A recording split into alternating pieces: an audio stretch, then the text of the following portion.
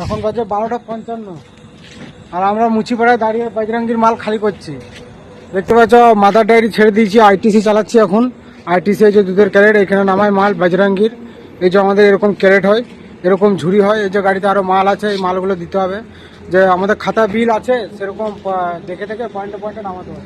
এবার দুর্গাপুর স্টেশনে দেবো মাল শেষ। এটা মাদার ডায়েরি ছেড়ে এটা চালাচ্ছি।